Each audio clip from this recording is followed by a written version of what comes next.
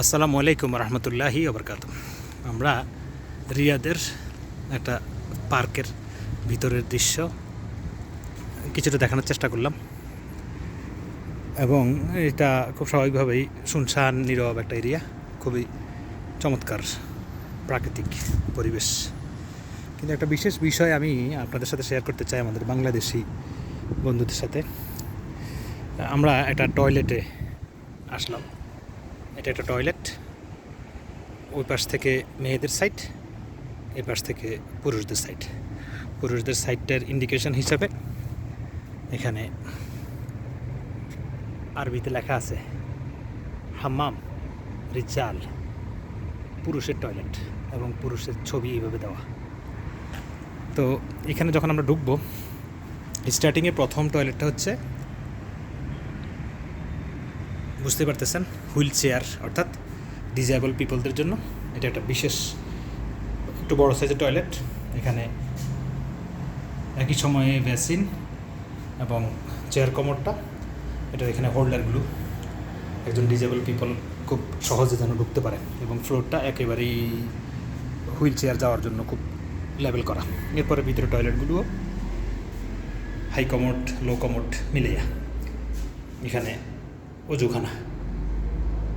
তো মজার বিষয় হচ্ছে, আমরা অনেকেই মনে করি বাংলাদেশিরা এরকম বিদেশি সুন্দর সুন্দর দৃশ্য দেখাইতে গিয়া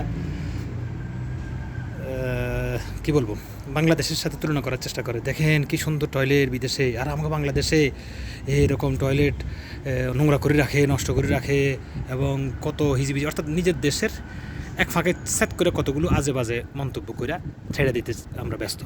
অথচ মজার বিষয় হচ্ছে, সাধারণত আমরা এই মধ্যপ্রাচ্যের সাথে বাংলাদেশকে তুলনা করতে গেলে এখানকার সবচেয়ে বড় বিষয় হচ্ছে, বা সারা পৃথিবীতেই আমাদের দেশের সাথে সবচেয়ে বড় পার্থক্য হচ্ছে, এখানে জনসংখ্যার চাপ অনেক কম।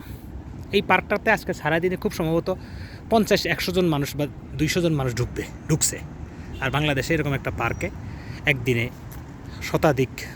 সহস্রাধিক মানুষ ঢুকে। সুতরাং যেই কোনো জায়গায় যখন বেশি মানুষের ব্যবহার থাকবে, তখন সেখানে এটা অনেক ধরনের হিজিবিজি অপরিচ্ছন্নতার ব্যাপার আসে।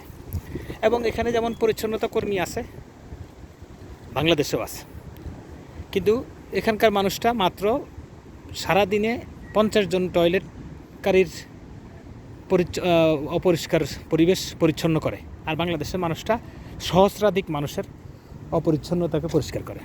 তো আলটিমেটলি সেটার একটা প্রেশার তৈরি হয়।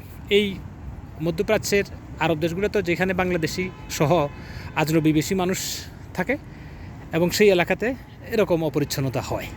সুতরাং এটার জন্য কোনোভাবেই ওই দেশের সাথে নিজের দেশকে তুলনা করে নিজের দেশকে দুর্বল দেখানো বা বলার চেষ্টা করা, এটা কখনো বুদ্ধিমানের কাজ না।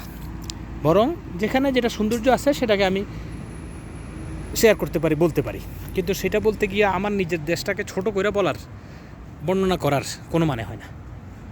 সত্যিই যদি কোনো অনিয়ম থাকে, তারপরেও সেটাকে এড়াই যাওয়াই হচ্ছে মূলত একজন বাংলাদেশির দেশপ্রেমের আলামত। আশা করি বুঝতে পারছেন। জি, আসসালামু আলাইকুম।